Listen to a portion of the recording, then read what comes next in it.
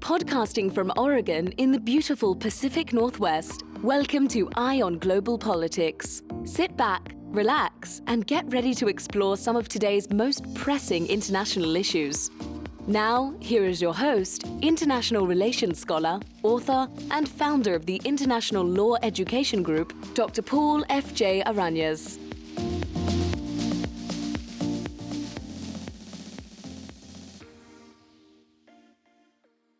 My reaction to the war in Ukraine depends on the level of analysis. On a personal level, as a Catholic conscientious objector, I condemn all war. I would never participate. All war is tragic without exception. On the level of a secular national security analysis, as it relates to both its homeland and the protection of residents of the Donbass, Russia has legitimate reasons for intervening in Ukraine. Certainly more legitimate than the reasons of every single post-World War II intervention the United States has undertaken. Thousands have been killed in the Donbass by the Ukrainian army over the past 8 years, and hardly a soul in the West has cared. Why? Because the media ignored it. They did so because the people of Donbass are close to Russia. Therefore, their plight was disregarded. Hypocrisy. The people of the Donbass originally protested peacefully for a federal Ukraine, so they could speak their own language and avoid discrimination. However, Kyiv sent in the Ukrainian army to put down the protests, calling the protesters terrorists and separatists. But the first units that arrived refused to fire on the civilians, who were fellow Ukrainians, and a number of soldiers put down their arms. Then Kyiv sent in the state-funded neo-Nazi battalions that are a part of the Ukrainian armed forces. The people of Donbass have been terrorized for 8 years by the regime in Kyiv. In addition, the US, EU, and NATO took an uncommon interest in the initial and continuing conflict in Ukraine, supporting it with arms and training. This interference was due to Western corporate economic interests and Ukraine's proximity to Russia. EyeOnGlobalPolitics.com has provided a collection of resources to familiarize yourself with how this war began 8 years ago and the Nazism that plagues Ukrainian society today. This Ukraine war has shone a spotlight on the hypocrisy of the West. When people of color get massacred with Western weapons, directly or indirectly, in the hundreds of thousands or millions, the people of the West hardly bat an eye. But now they count every single Ukrainian civilian that dies. It is tragic when anyone dies in conflict, but this double standard reeks of hypocrisy and mendacity. Take a look at the history of the CIA. In Latin America, CIA sponsored death squads responsible for the most heinous crimes imaginable. So gruesome that I will spare you the details.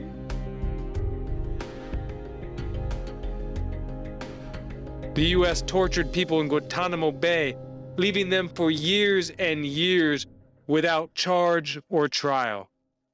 There are still 38 or 39 in that illegal prison. The U.S. has overthrown numerous democratically elected governments. It overthrew Allende in Chile and installed Pinochet. The U.S. has long supported brutal dictators to boost U.S. business interests. Europe is its junior partner in crime. NATO illegally attacked Libya.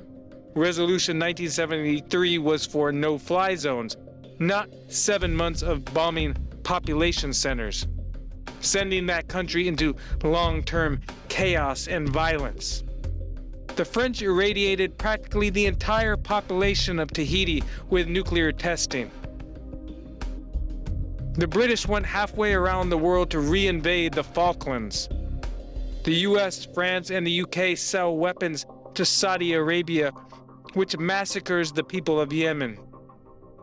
The US, France, and UK have been quiet since MBS, the Saudi prince, ordered the murder of a journalist in a consulate while he waited for a marriage license, and they continue to sell weapons to Saudi Arabia.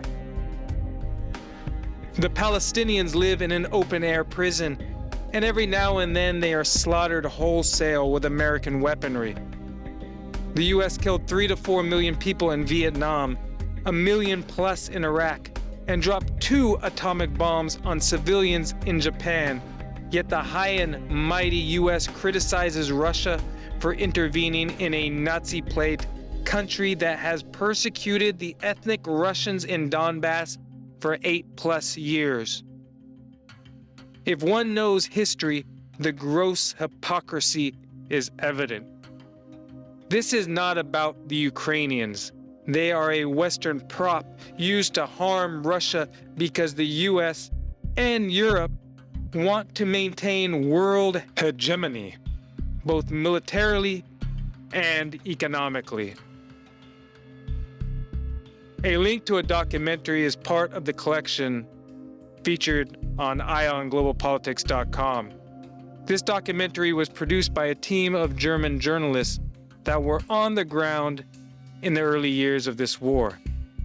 The US and the EU instigated and backed a coup in Ukraine in 2014, then propped up successive puppet regimes, fueled an 8-year war against Russian speakers in the Donbass, and supported neo-Nazi Ukrainian battalions. Russia didn't start this war.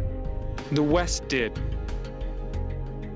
Instead of instigating and backing a coup, imagine if the US and the EU had minded their own business in 2014. Likely the 8-year war in the Donbass and the war we see now would have been avoided.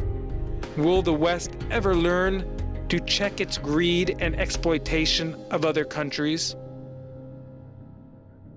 The American and European establishment, including media, politicians, and corporate elite, appear to value white life over Latinos, Asians, Arabs, Black, and indigenous peoples.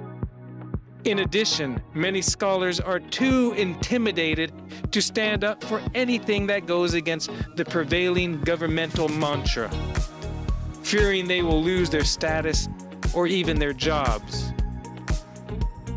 Ultimately, I believe that much of the developing world will unite with Russia, and it will not be isolated because the world remembers all the crimes that Europeans and Americans have inflicted upon them, soaking their lands with blood and robbing them of their resources and dignity. As soon as there is an alternative to the West, many countries are going to jump ship. And I do believe these sanctions will backfire.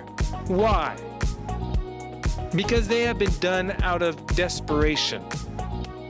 The West knows that China is the new economic and military superpower. India is growing at a rapid pace, and India will stay friendly with Russia. Many African, Latin American, and Arab countries will also maintain their good relations. The West is not the world. And finally, when there are so many poor people in the US, why is our government sending billions in weapons to Ukraine? The Russians are just going to end up owning them when they prevail. And by the way, who's monitoring the billions of dollars the EU and US are sending to Ukraine? A corrupt and chaotic government. You've been listening to Eye on Global Politics with Dr. Paul F.J. Arañas. If you enjoyed this podcast, we hope you will share our International Law Education Group web address, ileducationgroup.org, with your family, friends, and colleagues. Don't forget to check out IonGlobalPolitics.com for future articles and podcasts, and to follow us on Facebook and Twitter. We look forward to welcoming you to another episode of Eye on Global Politics.